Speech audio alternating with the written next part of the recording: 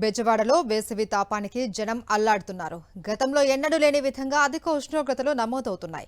దీంతో రోడ్ల మీదకు రావాలంటే జనం భయపడుతున్నారు. మధ్యాహ్న సమయంలో రోడ్లన్నీ ఖాళీగా దర్శనమిస్తున్నాయి. రానున్న రోజుల్లో ఎండ తీవ్రత మరింత పెరిగే అవకాశం ఉందని వాతావరణ శాఖ హెచ్చరిస్తోంది.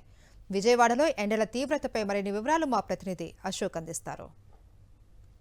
విజయవాడలో ఎండలు మండిపోతున్నాయి. ఫిబ్రవరి మధ్య నుంచే కూడా ఎండల తీవ్రత పెరిగింది. ప్రస్తుతం మార్చి రెండో వారం వచ్చినప్పటికీ ఈ ఎండల తీవ్రత మరింత ఎక్కువైందనే చెప్పుకోవచ్చు.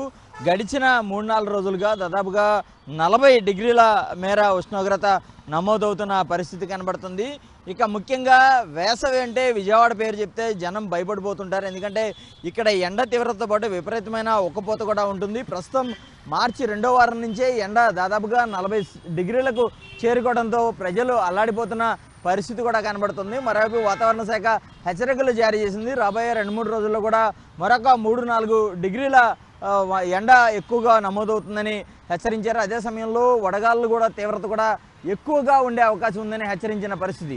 మార్చి రెండో వారంలోనే ఎలాంటి పరిస్థితి ఉంటే ఇక ఏప్రిల్ మే నెలలో చూస్తే కనుక విజయవాడలో ఈసారి 50 డిగ్రీలకు మేర ఉష్ణోగ్రతలు నమోదైనా ఆశ్చర్యపడే అవసరం అయితే లేదని చెప్పుకోవచ్చు. ఎందుకంటే ఈసారి చాలా తీవ్రత ఎక్కువగా ఉంది. దాదాపుగా 20 రోజుల నుంచి కూడా ఎండ తీవ్రత విపరీతంగా ఉంది. విజయవాడలో ఈ పరిస్థితి చాలా స్పష్టంగా కనబడుతున్న పరిస్థితులు కనబడుతున్నాయి. జనం ఇళ్ల నుంచి బయటికి వచ్చేందుకు కొంత భయపడుతున్న పరిస్థితి. మధ్యాహ్నం 1 గంట తర్వాత రోడ్లు దాదాపుగా ఖాళీగా కనబడుతున్నాయి. ఎందుకంటే ఎండ తీవ్రత ఎక్కువ ఉండడంతో వాళ్ళంతా ఏసీలు ఫ్యాన్లకి పరిమితమై ఇళ్లలోనే ఉంటున్నారు. అత్యవసర పరిస్థితుల్లో మాత్రమే బయటకు వస్తున్నారు. మరోవైపు వాతావరణ శాఖ కూడా హెచ్చరిస్తోంది, ఎండ తీవ్రత ఎక్కువగా ఉంటుంది, బాగా వడగాళ్ళ తీవ్రత కూడా ఎక్కువగా ఉండే అవకాశాలు ఉన్నాయి. కాబట్టి ప్రజలు అత్యవసరం అయితే మాత్రమే తమ పనులకు ఏదైనా అత్యవసరమైన పనులుంటే మాత్రమే బయటికి రావాలని హెచ్చరిస్తున్న పరిస్థితి. అదే సమయంలో ఏదైనా శీతల పానీయాలు లాంటివి తీసుకుని కొంత ఉపశమనం పొందాలని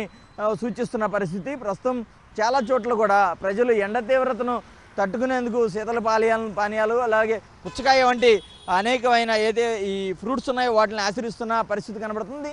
మరోవైపు ఎండ తీవ్రత ఎక్కువ ఉండటంతో ఆ ఫ్రూట్స్ ధరలు కూడా అమాంతం పెరిగిపోయిన పరిస్థితి కనబడుతుంది. మొత్తానికి మార్చి రెండో వారంలోనే విజయవాడలో బాణుడి బగబగలతో ప్రజలంతా భయపడిపోతున్న పరిస్థితి కనబడుతుంది. కెమెరా పర్సన్ బాలుతో అశోక్, సాక్షి టీవీ, విజయవాడ నుంచి.